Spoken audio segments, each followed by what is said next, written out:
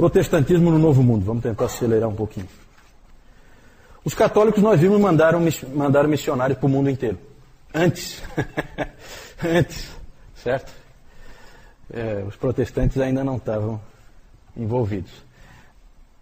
Onde foi o primeiro lugar no Novo Mundo, entenda-se, América, em que houve igreja protestante? Por incrível que pareça, foi no Brasil. Certo? Não foi nos Estados Unidos, foi no Brasil. Na Baía da Guanabara, na chamada França Antártica. Certo? Os meus ajudantes, os meus universitários, entregaram para vocês aí um texto do Alderi, em que vocês podem ler um pouquinho mais sobre esse episódio. Nós não temos tempo de falar, mas o Villegagnon, que alguns dizem que foi colega do Calvino na Universidade de Paris, esse Villegagnon, ele veio com uma expedição com 2 navios, 600 homens, e junto com esses 600 homens, 14, vejam que não dá para imaginar, não, foi um monte de crentes que vieram, não, 600 homens, 14 crentes, certo? Um monte de marinheiro e aproveitador e gente querendo ganhar dinheiro no Novo Mundo e ali no meio 14 huguenotes franceses e calvinistas suíços.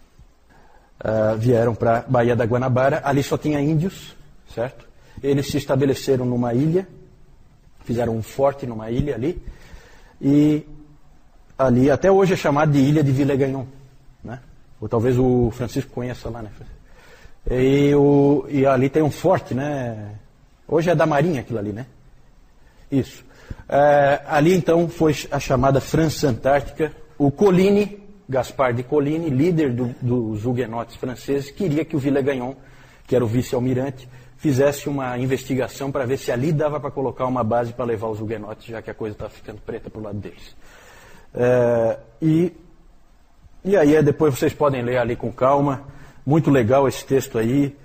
Cantou-se o Salmo 5 no Brasil em 1555. Foi feito o primeiro culto protestante no Brasil. A pregação foi no Salmo 27. Depois vocês leem aí. Muito interessante. Muito interessante.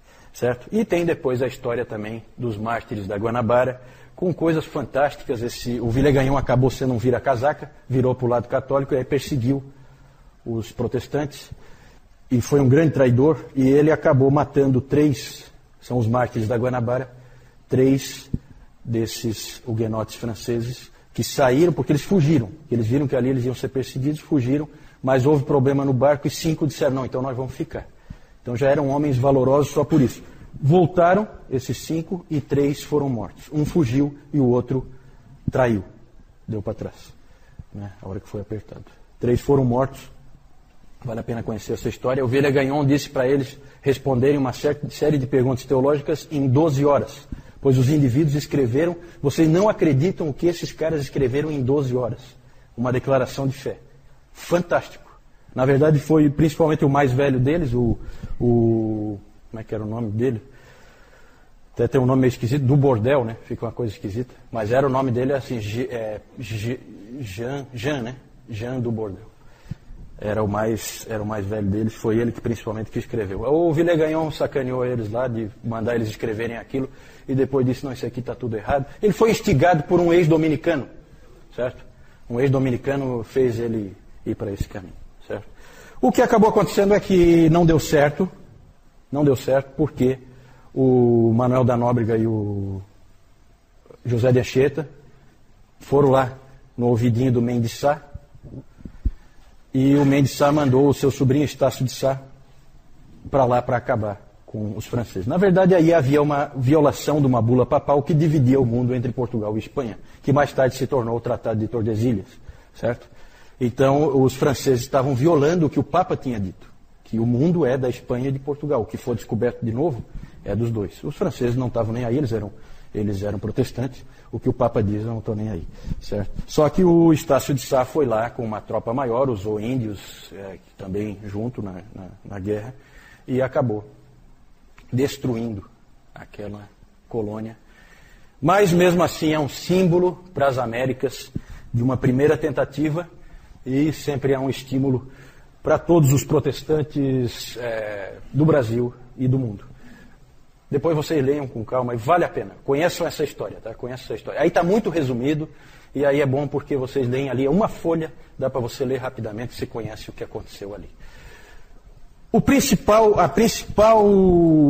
para nós, o mais importante é o que deu certo, que foram os puritanos que foram para a Nova Inglaterra. Porque ali, então, você tem uma colonização consistente, ali você tem um lugar em que a igreja vai florescer, com o espírito puritano, sem ter o William Laud e companhia, e guerras e tal, para acabar com eles. Foi depois. O da Guanabara foi 1555, tá? E aqui, os puritanos aqui, eles chegaram, o primeiro navio, sempre é famoso aí na história, o Mayflower, certo? Viagem terrível, um monte de gente morta. Chegou na Baía de Massachusetts em 1621, né? Eu imagino que não, viu, Adriano? Eu acho que não era exclusivamente cristão, não. Sempre tinha essa coisa de ir lá, pegar riquezas, sempre tem esses aventureiros, né, que vão nesses outros povos, aí vai lá e engana os índios e escraviza. Não, eu acho que não, eu não tenho certeza, tá, se esse aí era exclusivo ou não, não tem. É grande para os padrões da época, é relativamente grande, né, mas para hoje é pequeno, com certeza. E aí várias levas de puritanos foram para lá durante as perseguições do William Laud e do Carlos I, certo? Essa migração, eu não tenho como entrar em detalhes aí, mas um dos primeiros governadores lá na Nova Inglaterra, John Winthrop, ele disse o seguinte: nós seremos como uma cidade edificada sobre um monte. Aí ele tirou a expressão lá do Sermão do Monte, né? Nós seremos como uma cidade edificada sobre um monte. Os olhos de todos os povos estão sobre nós.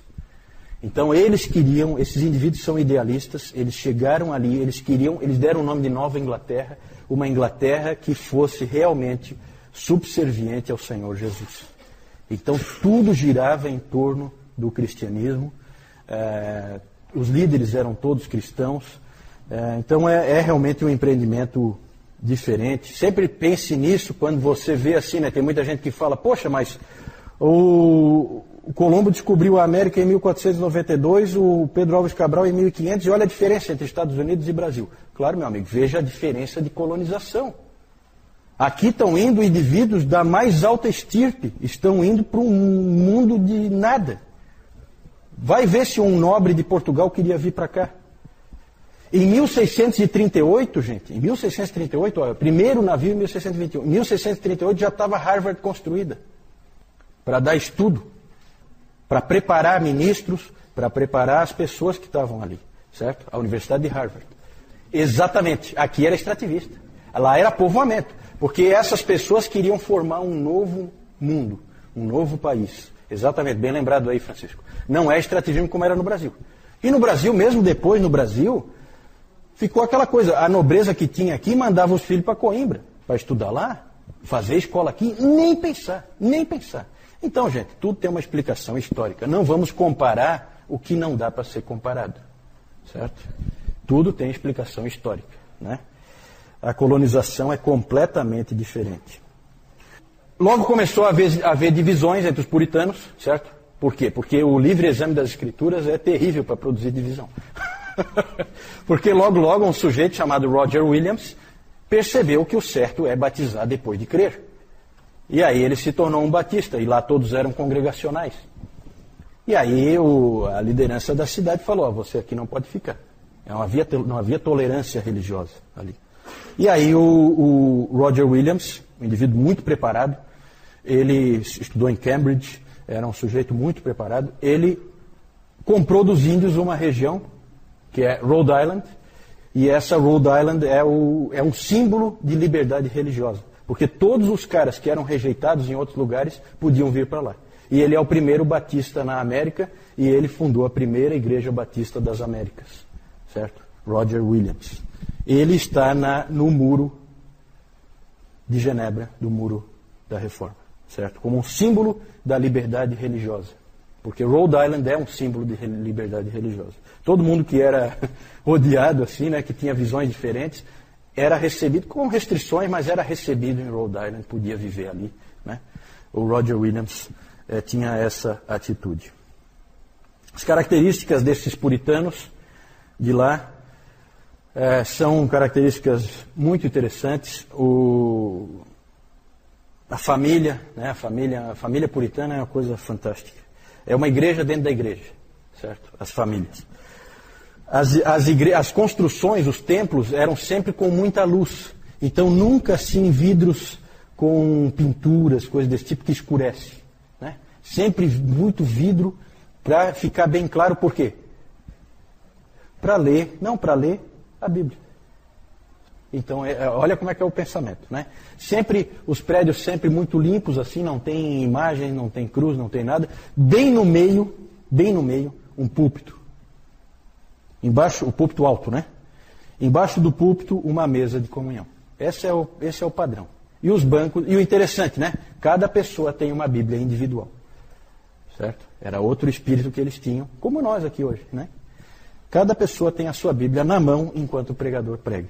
Isso vem deles, certo? A gente acha que as coisas assim sempre foi assim, né? Não foi assim, certo? São coisas que a gente recebe dos nossos antepassados na fé.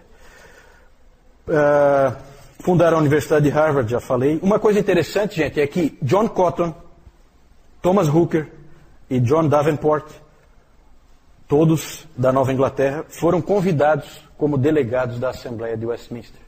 Interessante como a igreja lá na Inglaterra valorizava os caras que tinham ido para lá. Convidaram gente para vir de lá. Só foi um indivíduo que foi o Harry Vane, que tinha sido governador lá, foi o único que foi. Os outros não puderam ir, porque também não era fácil ir, né?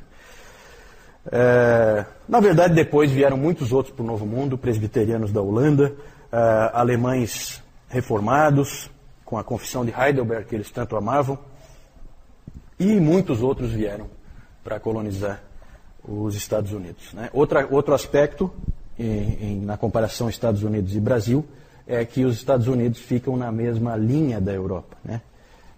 Isso também favorecia que a maioria das migrações europeias viessem para o hemisfério norte, não para o hemisfério sul.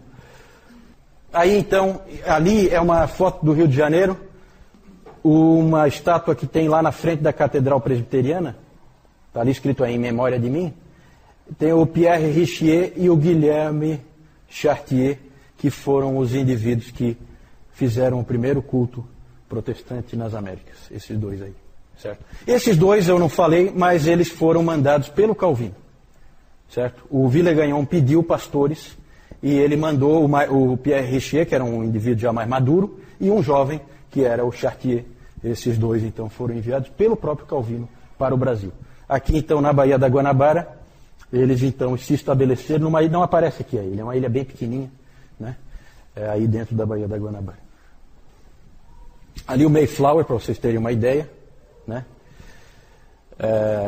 E lá em cima fica então a Nova Inglaterra, a Baía de Massachusetts, onde eles chegaram. Então é bem lá no norte mesmo dos Estados Unidos, né?